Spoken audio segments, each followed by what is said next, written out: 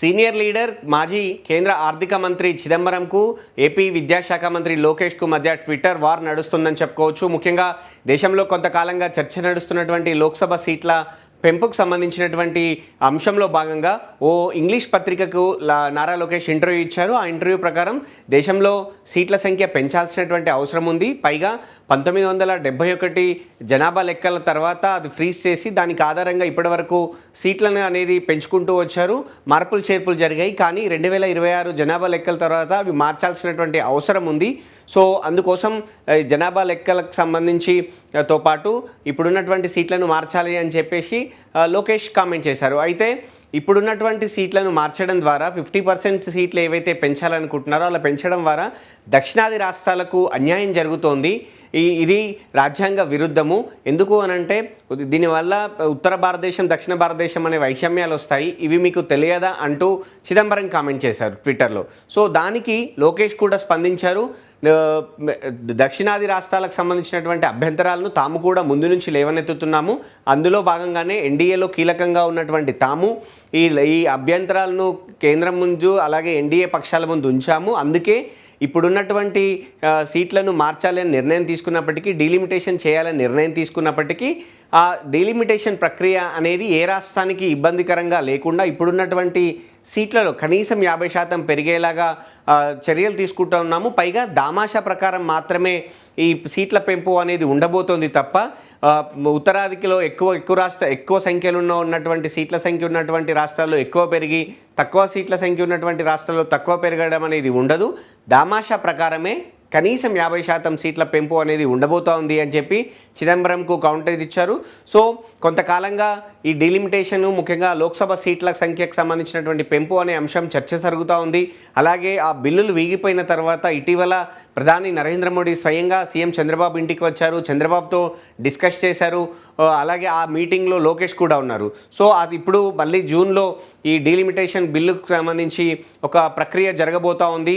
కేంద్రం మరోసారి డీలిమిటేషన్ ప్రక్రియకు సంబంధించినటువంటి బిల్లు తీసుకురాబోతూ ఉంది అనేది ఆ వార్తలు వస్తున్న తరుణంలో లోకేష్ ఇచ్చినటువంటి ఇంటర్వ్యూలో చేసినటువంటి కామెంట్స్కు చిదంబరం వ్యాఖ్యానించడం, చిదంబరంకు సంబంధించినటువంటి ఏవైతే ప్రశ్నలు అభ్యంతరాలు లేవనెత్తారో అందుకు లోకేష్ ఇచ్చినటువంటి జవాబు కొంత క్లారిటీ ఇచ్చేలాగా ఉందని చెప్పుకోవచ్చు. ముఖ్యంగా డీలిమిటేషన్ అన్నప్పుడల్లా కొంతకాలంగా దక్షిణాది రాష్ట్రాలకు అన్యాయం జరుగుతుందని చెప్పి ఇటు ఇక్కడ తెలంగాణ నుంచి సీఎం రేవంత్ రెడ్డితో పాటు దక్షిణాది రాష్ట్రాలు స్టాలిన్ కావచ్చు, అలాగే తమిళనాడులో ఉన్నటువంటి ఇతర పార్టీలు కావచ్చు, కేరళ నుంచి అప్పుడున్నటువంటి లెఫ్ట్ పార్టీలు కావచ్చు, ఇట్లా ప్రతి పార్టీ ముఖ్యంగా అన్ని పార్టీలు కూడా దక్షిణాదికి అన్యాయం జరగకుండా చూడాలి అనేది ముందు నుంచి వాదిస్తూ వస్తున్నాయి. మొన్నటి బిల్లును కూడా ఎన్డీఏకి సంబంధించినటువంటి పక్షాలు అంటే జనసేన, టీడీపీతో పాటు బయట నుంచి మద్దతు ఇచ్చినటువంటి ఒక వైసీపీ తప్ప అన్ని పక్షాలు కూడా ముక్తఖండంతో వ్యతిరేకించాయి. సో ఇప్పుడు పైగా అప్పుడు బిల్లులో ఏం చెప్పారు అని అంటే 50% సీట్ల పెంపు జనాభా లెక్కల ప్రకారం ఉండబోతుంది అని చెప్పినప్పటికీ కూడా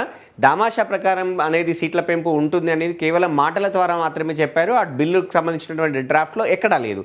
సో దానిపై చాలా అభ్యంతరాలు వచ్చాయి. ఎందుకు అంటే హామీ ఇవ్వడం అనేది గతంలో ఆంధ్రప్రదేశ్ పునర్విభజన చట్టం ప్రకారం ఎన్నో హామీలు ఇచ్చారు. స్వయంగా ప్రధానమంత్రి హౌస్లో ఇచ్చినటువంటి హామీలకే ఇప్పటివరకు దిక్కులేదు.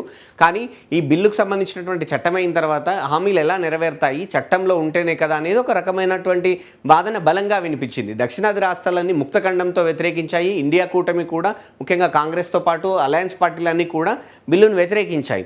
ఇప్పుడు నారా లోకేష్ చాలా కీలకంగా అదేదటువంటి ప్రకటన చేశారు అంటే ట్విట్టర్లో కౌంటర్ చేస్తూ చిదంబరంకు దామాషా ప్రకారమే సీట్ల పెంపు ఉండబోతోందని చెప్పిన నేపథ్యంలో ఎన్డీఏ కూడా దీనికి సంబంధించినటువంటి చర్చించే ఉంటుంది. సో అందులో భాగంగానే అక్కడ నిర్ణయం జరుగుతూ ఉంటుంది. అందులో భాగంగానే ఇన్సైడ్ విషయాలు తెలిసినటువంటి లోకేష్ కామెంట్ చేసి ఉండవచ్చు అనేది విశ్లేషకులు కూడా అభిప్రాయపడతా ఉన్నారు. సో ఒకవేళ దామాషా ప్రకారం కనుక సీట్ల పెంపు ఉంటే దక్షిణాది రాష్ట్రాల నుంచి కూడా మద్దతు ఏకగ్రీవంగా వస్తుందా, లేదంటే అఖిలపక్ష భేటీ నిర్వహించి ఇతర ఆ పార్టీలతోటి కూడా ఏకాభిప్రాయాన్ని సాధన కోసం పనిచేస్తారా అనేది అయితే చూడాలి.